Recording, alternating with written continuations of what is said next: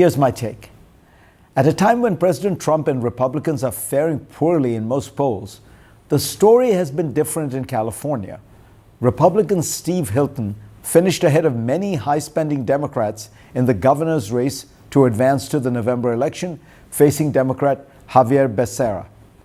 In Los Angeles, an overwhelmingly Democratic city, Spencer Pratt, a Republican former reality television personality, looked as if he might make the mayoral general election before finishing third. California Democrats will be tempted to dismiss all this as a sideshow, but the frustration is real and justified. California is one of the most dynamic places on the planet. It has Silicon Valley, Hollywood, world-class universities, extraordinary agriculture, ports, talent, and natural beauty. But it is a case study in how a rich society can spend more and more while producing less and less of what its ordinary citizens need.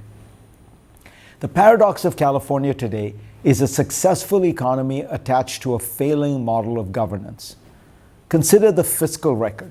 Since 2000, California's population has grown by roughly 15%, but the state's general expenditures have grown more than 200%, from $78 billion to about $248 billion. General spending per person has risen from about $2,300 to about $6,300. The number of state employees has grown by more than 50% by one count. Does anyone think that California government and its benefits have gotten 200% better in the last 25 years? Housing is the central failure. California has long spoken the language of compassion while building a system of exclusion.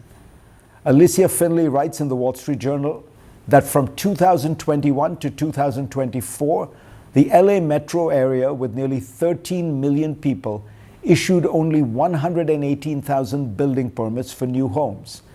Atlanta, with about half that population, issued 163,000. California has made it too hard, slow, and expensive to build. The result is predictable. Home prices soar, rents rise, workers commute farther, homelessness grows, young people leave. And people are leaving. Over the past 7 years, the state has lost a net 1.9 million people through domestic migration. For generations, people moved to California to pursue the future. Now many middle-class people are leaving because they can't afford one. Or look at education. For years, California schools had a plausible excuse. They were underfunded. Total spending on education through 12th grade has more than doubled since the early 2010s, and per pupil spending by 2023 was well above the national average. Yet the results remain dismal. In the 2024 Nation's Report Card, California was 43rd in 4th grade math, 39th in 4th grade reading, 36th in 8th grade math, and 38th in 8th grade reading. Homelessness tells the same story in a more painful register. A 2024 audit revealed California had spent $24 billion on the problem over a 5-year span. Yet, in 2024, California reached a record high in homelessness, almost 200,000. Homelessness did decline by about 3% from 2024 to 2025, but the state's expansive, expensive, and elaborate homelessness aid complex has not proven to solve homelessness in any significant way. California's headline prosperity, generated in good part by a few industries like high tech, masks weaknesses underneath. Job creation has been sluggish. In 2025, California essentially failed to add any new jobs on net. Private industries outside government and government-supported healthcare actually shed jobs, according to the Center for Jobs and the Economy. The state is using public spending to paper over private sector stagnation. Nowhere is this more vivid than Los Angeles, where Hollywood, the city's defining industry, is in slow motion collapse. The effects are being felt not by celebrity actors and influencers, but the carpenters, costumers, sound engineers, camera operators, editors, drivers, caterers, dry cleaners, prop houses, and small businesses that once formed one of the world's great industrial clusters. The numbers are stark. One report found LA shoot days fell from 36,792 in 2022 to just 19,694 in 2025. Another report estimates film, television, and sound jobs fell by nearly 30%. Motion picture employment in LA County fell from about 142,000 at the end of 2022 to roughly 100,000 2 years later. Hollywood is still the symbol, the brand, the mythology, and it still houses the big studios that produced most of the world's greatest entertainment for almost a century. But thanks largely to high taxes, costs, and regulations, the work has moved elsewhere, to Georgia, New Jersey, Toronto, London, and Warsaw. Michael Linton, who ran Sony Entertainment, told me that the big studio lots look like ghost towns now, with tens of acres of sound stages and recording studios when nothing is happening. He said, Los Angeles is becoming a sunny version of Detroit. Consider this simple fact, according to Fortune. None of the 10 films nominated for Best Picture this year were primarily produced in Hollywood. Los Angeles still hosts the Oscars, but increasingly it does not actually make the movies being honored there. For years, Democrats in California have governed without any real competition. The recent primary results suggest that even in deep blue territory, voters are restless. They're not becoming Republicans, but they are asking a reasonable question. Why does a state with so much money, talent, and promise make life for ordinary people so hard?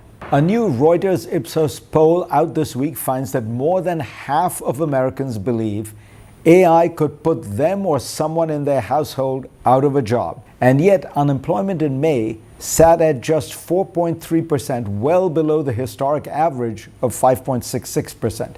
So what is really going on? Is AI actually displacing workers, or is the fear outpacing the reality? Joining us now to help make sense of all of this is Molly Kinder, who studies AI's impact on jobs. So Molly, explain that paradox. Everyone is worried about AI. Already you do hear some companies say they're not hiring or they're letting go of 10% of their programmers, but it isn't showing up in the aggregate data. So Fareed, I think the anxiety we are seeing permeating society is not about where AI is right now or where jobs are right now, it's where we're going. So it is correct that right now the labor market data does not yet reflect a serious impact on jobs. What we are entering is something I call the messy middle. As we move forward and as AI technologies get better, that's when we're going to start seeing impacts on jobs. Not a full jobs apocalypse, but we're going to start seeing select jobs, select occupations really be impacted. Where are you seeing the most likely? I mean, people have talked about programming, but take us through what is the nature of the jobs that are going to be displaced in this messy middle? So in this messy middle, the jobs that are going to be the front line of displacement are jobs that are primarily at a computer. I have a strapline: if you can do your job locked in a closet with a computer, eventually you're going to probably be in trouble. Think about it as the reverse of COVID. The people that were at risk during COVID of the virus had to go into a workplace, whether it was a hospital or a school or a repair shop. Those of us in the laptop class could stay at home safely and type on our computer and be safe. We're going to see a reverse when we think of the risk. Jobs that AI is best able to substitute for tend to be cognitive tasks that are primarily done at a computer. That has pretty profound political implications because these are some of the most coveted, best jobs in the economy. These are the jobs that in past decades have been the winners of the technological changes. We could start seeing that reversing. So Excel was created by Microsoft, and everyone said, we won't need accountants anymore because everyone can now do these spreadsheets. Right. And in fact, what happened was, because Excel was there and cheaply available, everybody did spreadsheet analysis, and actually the number of accountants grew, and there was a kind of new demand for the product you didn't see. Could AI result, for example, in people needing to do all kinds of new stuff that we haven't thought about? I think there are many reasons for optimism that the economy, even with very smart AI, is going to generate new jobs. There is also certainly going to be instances where, as say, legal services get cheaper, maybe there will be more demand for cheaper legal services, and you might see some of that work grow. That being said, I think most economists would agree that there is likely to be some concentrated displacement. Even if overall the job numbers hold flat and we don't see a jobs apocalypse, if we start to see displacement in concentrated pockets, like we did in deindustrialization, if you think back to the last several decades in the heartland, overall our economy was strong. The numbers were going up in terms of GDP and job numbers, and yet you had this concentrated loss of jobs in the middle of the income spectrum in manufacturing, and that caused huge political and social pain. We could see something similar if enough pockets of white-collar work, AI isn't just something that augments, it actually substitutes. If we start seeing that in certain pockets, I think we are going to face a similar political and social backlash that we saw in deindustrialization.